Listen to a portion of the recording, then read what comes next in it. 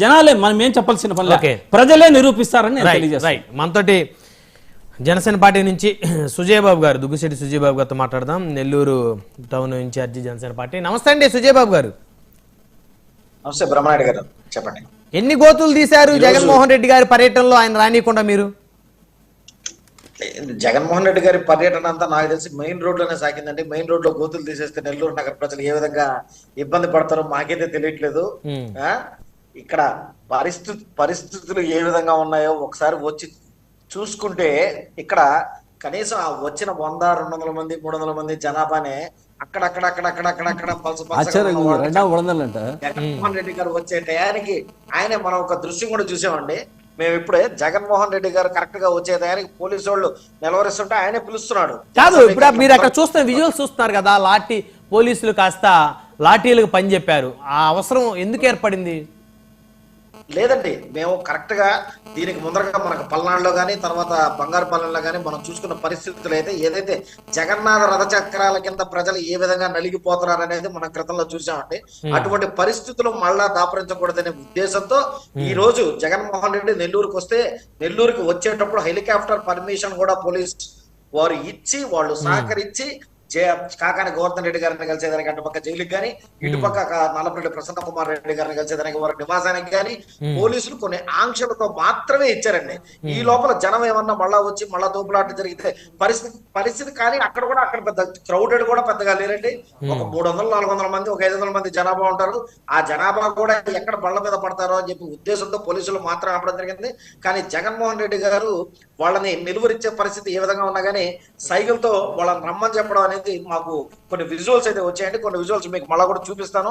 ఆ విజువల్స్ ఆయన రమ్మని చెప్పడం, కరెక్ట్ గా ఆ టైంలో పోలీసులు ఇక్కడ అవడం, కరెక్ట్ గా ఆ తోపులాట జరగకూడదనే ఉద్దేశంతో మాత్రమే ఇది జరిగిన చర్య అండి. అంతేగాని అక్కడేమి మీరు ఈ సిస్టమ్ దీనిలో చూపించినంత హెవీ క్రౌడెడ్ గా అయితే ఏం లేదు బ్రహ్మనాయుడు గారు. అదే విధంగా మనం చూసుకున్నట్లయితే జగన్మోహన్ రెడ్డి గారు కానీ నెల్లూరు వైఎస్ఆర్ కాంగ్రెస్ పార్టీ కానీ ఎప్పుడు ఏ విధంగా ప్రజలకు సహకరించిన పాపనైతే ఇక్కడ పోవడం లేదండి. ఎందుకంటే ఓ పక్క ప్రజలు ఇక్కడ ఇబ్బందులు పడుతున్నా, ఎక్కడైనా స్టాంపేడ్స్ జరిగి ఒకరిద్దరు చనిపోతున్నారు ఈ వీటి వల్ల అని చెప్పి మనకి అర్థమవుతున్నా గానీ ఈ సదరు వైసీపీ వాళ్ళు పోలీసుల ఆంక్షల్ని కూడా కాలరాస్తూ రాత్రి నుంచి నెల్లూరు నగరంలో చాలా ఇబ్బందికరమైన పరిస్థితుల్లో చేస్తున్నారండి. అయితే ఇక్కడ సుజయ్ బాబు గారు ఒక విషయం ఏంటంటే, జగన్మోహన్ రెడ్డి గారు నల్లపరెడ్డి ప్రసన్న కుమార్ రెడ్డి గారిని పరామర్శించడం మీరు ఎలా ప్రజలు?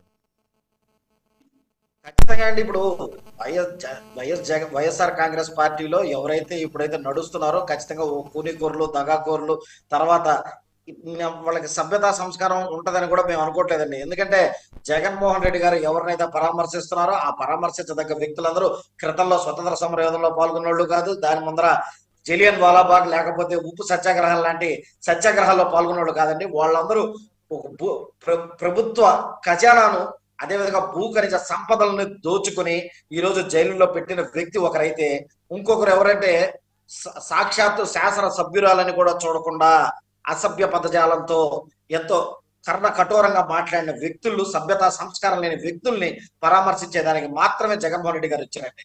ఈ రోజు ఒక్కసారి వాళ్ళే వేరే చేసుకోవాలి. మనం ఎటువంటి వ్యక్తుల్ని పరామర్శిస్తున్నాం, మనకి ఎటువంటి ఇది ఉంది, పార్టీ వల్ల వాళ్ళకి ఎత్తుంది ఉంది. ఎందుకంటే క్రితంలో చూసుకున్నట్లయితే ఇందాక వైఎస్ఆర్ కాంగ్రెస్ పార్టీ నాయకులు వారు అంటున్నారు ప్రతిపక్ష నాయకుడు కూడా కాదంటారు. ఖచ్చితంగా ప్రతిపక్ష నాయకుడు కాదండి. ప్రతిపక్ష నాయకుడు కావాలంటే 18 సీట్లు అనేవి ఖచ్చితంగా ఉండాలి శాసనసభ రూల్ ప్రకారం. కానీ ఇక్కడ మనం కేవలం 11 సీట్లతో మాత్రమే ఈ రోజు శ్రీ జగన్మోహన్ రెడ్డి గారు ఖచ్చితంగా వైఎస్ఆర్ కాంగ్రెస్ పార్టీలో ఈ రోజు ఆంధ్రప్రదేశ్ రాష్ట్రంలో ప్రతిపక్ష నేతగా కూడా పనికిరానటువంటి అంటే మీరు జగన్మోహన్ రెడ్డి గారిని ఒక ఎమ్మెల్యేగానే చూస్తున్నారు. అయితే ఖచ్చితంగా జగన్మోహన్ రెడ్డి గారు ఇప్పుడు సాగు ఒక ఎమ్మెల్యే మాత్రమే, ప్రజల చేత తిరస్కరించబడిన వ్యక్తి ఎవరైనా ఉన్నారంటే ఈ రాజ్యాంగంలో, ఈ రాష్ట్రంలో గాని, ఈ దేశంలో గాని 151 స్థానాల నుంచి 11 స్థానాలకి పరిమితం అయిపోయి ఈ రోజు ప్రజల చేత గొప్పగా తిరస్కరించబడిన వ్యక్తి ఎవరైనా అంటే అది వైఎస్ జగన్మోహన్ రెడ్డి.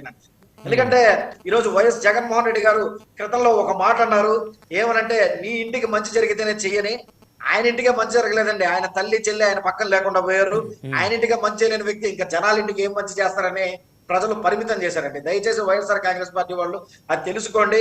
ఈ రోజు కాదు, దేశంలోనే అత్యంత ప్రజాదరణ కలిగినటువంటి ఏకైక నాయకుడు జగన్మోహన్ రెడ్డి గారు అని చెప్తున్నారు ఇప్పుడు వైసీపీ నుంచి దేశంలోనే అత్యధిక ప్రజాదరణ కలిగి దేశంలోనే అత్యంత విధంగా తిరస్కరింపబడిన ఏకైక నేత జగన్మోహన్ రెడ్డి అండి. ఎందుకంటే 5 years ఆయన గ్రాఫ్ కలిగి అని ఒప్పుకున్నారులే పోనీ ఒప్పుకున్నారు కలిగి అని సంతోషం. 2019 ఎలక్షన్ లో మేము ఖచ్చితంగా ఒప్పుకున్నాం.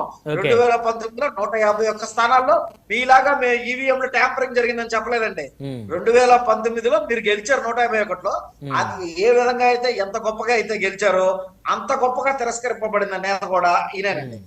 ఈ రోజు ఈవీఎం ట్యాంపరింగ్ జరిగితే ఆ రోజు కూడా ఈవీఎం ట్యాంపరింగ్ జరిగాయని చెప్పి దయచేసి ఒప్పుకోండి మీరు కూడా. ఓకే, సో మొత్తానికి జగన్మోహన్ రెడ్డి గారిని ఆపడం అయితే ఎవరి తరం కాదంటున్నారు. జగన్మోహన్ రెడ్డి గారిని ఎవరు ఆపరండి, ఆయన్ని ఆపి, ఎందుకంటే చెప్పా కదండి అత్యంత ప్రజాదరణ దగ్గర నుంచి అత్యంత ప్రజా తిరస్కరణ కలిగిన నేత, ఆయన్ని మేము ఆపలేమండి. ఇంకా ఈసారి ఆ 11 ఒకటవుద్ది. ఆ 1 తర్వాత రోజు కూడా దగ్గరలో ఉందండి. వాళ్ళు వైనాట్ 175 అంటున్నారు. వైనాట్ 174 174 స్థానాల్లో మేము ఎందుకు ఓడించలేమని చెప్పి ఈ రోజు కూటమి నాయకులు మేము ప్రజలకు చేస్తున్న మంచి గాని ప్రజలకు చేస్తున్న అభివృద్ధి గాని మాకు ఈ తోడ్పాటు నిలబడతాయండి. రైట్, మనతోటి భారతీయ జనతా పార్టీ నుంచి బీజేపీ సీనియర్ నాయకులు ఆంజనేయ రెడ్డి గారు ఉన్నారు. ఆయన కూడా నెల్లూరు నగరానికి చెందినటువంటి వ్యక్తి, నెల్లూరు జిల్లాకు చెందిన వ్యక్తి. ఆంజనేయ రెడ్డి గారు నమస్తే అండి. నమస్తే బ్రహ్మనాయుడు గారు. ఏంటి సార్, జగన్మోహన్ రెడ్డి గారిని నెల్లూరు రాకుండా